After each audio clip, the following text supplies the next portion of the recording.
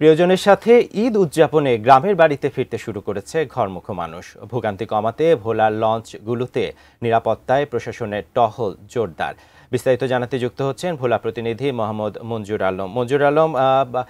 এই যে লঞ্চ ঘাটে এত ভিড়, অতিরিক্ত যাত্রী বোঝাই হচ্ছে কিনা বা ধারণ ক্ষমতার বেশি যাত্রী উঠছে কিনা, এ ব্যাপারে কর্তৃপক্ষ নজরদারি কতটুকু রাখছে? অতিরিক্ত যাত্রী পারাপারে এখন যাতে ডেন্ডার জুন মৌসুম চলছে ভোলা উপকূলে, তো অতিরিক্ত যাত্রী পারাপারে কিন্তু প্রশাসনের শক্ত নজরদারি আমরা দেখেছি ঘাটগুলোতে। তো আমি এই মুহূর্তে রয়েছি ভোলার ইলিশা লঞ্চঘাট এলাকায়। এই ঘাট দিয়েই কিন্তু ভোলা উপকূলে মানুষ যাতায়াত করে থাকেন দেশের দক্ষিণ ও পশ্চিম অঞ্চলের সাথে। তো ঢাকা এবং চট্টগ্রামের সাথে যাতায়াতের একটি বড় মাধ্যম হচ্ছে ইলিশা লঞ্চঘাট। তো এই ঘাটে আমরা দেখেছি ব্রেকফাস্ট, টিফিন কিংবা স্ন্যাক টাইমে মজাদার আয়োজন মানে অল টাইম ব্রেড।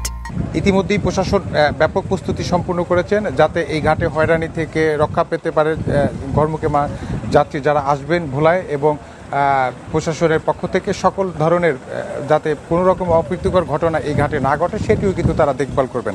আমরা দেখেছি জেলা প্রশাসকের পক্ষ থেকে বেশ কয়েকটি পদক্ষেপ এই ঘাট কেন্দ্রিক গ্রহণ করেছেন। বিশেষ করে জেলা প্রশাসক এসেছেন, এখানে নজরদারি করছেন, এবং ইতিমধ্যেই নৌবাহিনীর একটি টিম এই ঘাটে অবস্থান করছেন। শুধু ভোলা লক্ষ্মীপুর নয়, ভোলা ঢাকা লঞ্চঘাটেও কিন্তু নৌবাহিনীর সদস্যরা রয়েছে, এবং পাশাপাশি ভোলার অন্যান্য যে ঘাটগুলো রয়েছে সেই ঘাটগুলোর নিরাপত্তার জন্য কিন্তু নৌবাহিনী, কোস্টগার্ড, পুলিশ, আনসার সদস্যরাও কাজ করছেন। তো আমরা কথা বলেছি যাত্রী সাধারণের সাথে, তারা জানিয়েছেন যে ঘাটে একটু দুর্ভোগের শিকার হচ্ছে, কেননা গেল কিছুদিন আগে একটি ঘূর্ণিঝড় হয়ে গিয়েছে এই জেলায়। তো ঘূর্ণিঝড়ের কারণে ঘাটের যে পল্টনের যে সিঁড়ি রয়েছে, সিঁড়ির সহ বেশ কিছু সমস্যার মধ্যে পড়তে হয় যাত্রীদের। তো আমরা দেখেছি যে সিঁড়ির কাজও কিন্তু ইতিমধ্যে প্রস্তুতি সম্পূর্ণ করেছেন, খুব দ্রুত সময়ের মধ্যে সিঁড়ির কাজও সম্পূর্ণ করা হবে। তো সব মিলিয়ে বলা যায় যে আসলে ঈদে ঘরমুখে মানুষের নিরাপত্তা দেওয়ার জন্য ভোলার প্রশাসন সর্বাত্মক প্রস্তুতি রয়েছেন, এবং মানুষ যাতে নির্বিঘ্নে নিরাপদে প্রিয়জনদের সাথে ঈদ করতে পারেন, ঈদে যাতে ভোলায় আসতে পারেন এবং